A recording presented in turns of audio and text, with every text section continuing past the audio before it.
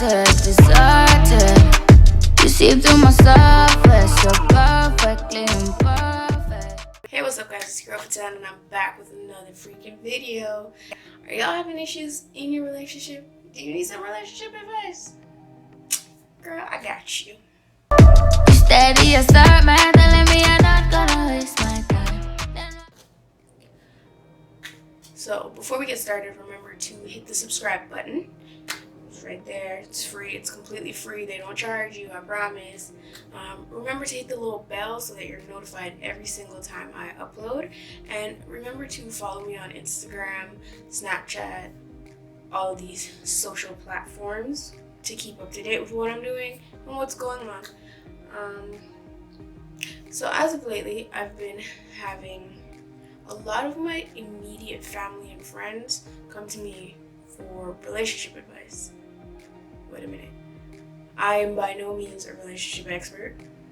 I am by no means certified in anything relationship-esque, but for some reason, all of my years, I am. But for some reason, all of my years, reading books, watching movies, and studying just how people work, how people's brains work, has given me the upper hand in relationships, and I'm here to share my information with you guys.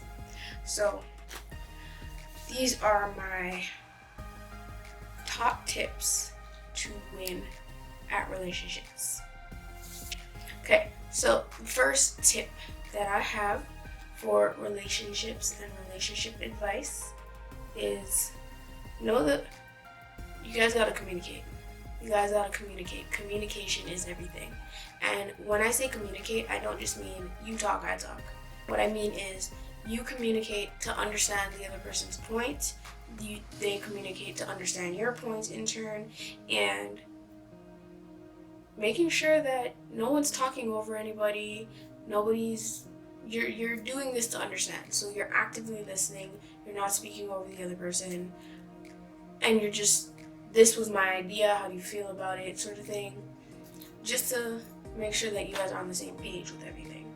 It doesn't make sense that you both are in a ship and one's rowing this way and one's rowing that way. Doesn't make sense, right? Second, take an interest. Take an interest. You want to know what your partner's up to. I see that a lot of people kind of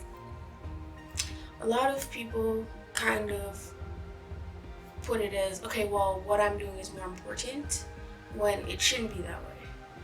And even people that are married, like have been married for years, I've seen a lot of people not talk about what they're doing and just kind of suck it up and figure it out. No, take an interest. So if he says, babe, I'm gonna go into a car show, you say, okay, why do you want to go to a car show? Help me understand what's really going on. Buy him the ticket, sis. Buy him the ticket to the car show. Do something. Do it. Take an interest. Go with him. If you don't even want to go with him, there's a basketball game. Well, when Corona's over, there's a basketball game going on. Buy him the ticket.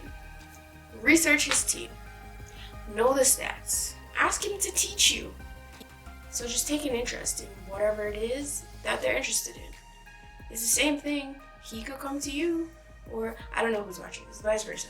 Your partner could come to you and know that you're into makeup. What kind of makeup are you into? Explain. What do you look for? Kind of thing. So it's the same thing. Just take an interest because you want them to take an interest in your life as well. Tip number 3 is like the biggest one, but it's not. Trust. Absolute trust. And I know it sounds mundane and it sounds like something we should all know, but not everybody knows that trust is a key component in everything that relationships should be built on. It does not make sense if you're here and he's there and you are calling him 12 times for the day, you're like tracking his phone, you are trying to figure out where he is all times of the day. This overly protective, untrustworthy type person, nobody's gonna want to stay with her for a really long time. I'm sorry. I'm really sorry, sis. They're not gonna want to stay with you. So find a way to say, goes back to tip number 1. If you have open communication, trust is easy. Trust is easy. Open communication, good trust. Speechless. That was only tip number 3. Tip number 4 is to keep the faith. The reason why I came up with this tip is because I know a lot of people at certain ages, women are kind of like, so when are you going to get married to me? When are you going to propose? When are you going to do this? Or when are we going to buy a house? And you meet the guy today, you planning your life tomorrow. No, sis. No. It doesn't work like that. So what I'm here to say is keep the faith. If you know the person you're with, if you're with a person that is worth the fight, because yes, a relationship is a fight. You can't get past that fact. But if you know who you're with and they're worth the fight, you just gotta keep the faith. Have the faith that everything will work out. And this is not even just being religious in keeping faith, but keep the faith in your person. It kind of goes back to being trustworthy. Keep the faith in your person that they're willing to work with you when you guys have an argument. They're willing to grow with you and buy that house and propose to you and follow through with whatever that commitment is. So just keep the faith in that aspect of the relationship. If that makes any sense. I talk in parables sometimes. I'm sorry. Tip number 5. Tip number 5 is keep it spicy. Keep it spicy. See, I like peppers. I like spicy food. Sometimes, you get a little pepper that's a little bit too spicy and you weren't ready for it, but it keeps you coming back because you're like, oh, I like that. Keep the relationship spicy. So if you two live on opposite ends of the globe, y'all are in a long distance relationship, stick your leg up in there, take a picture and send it to him. If you guys live together in the same house, plan a spontaneous date night.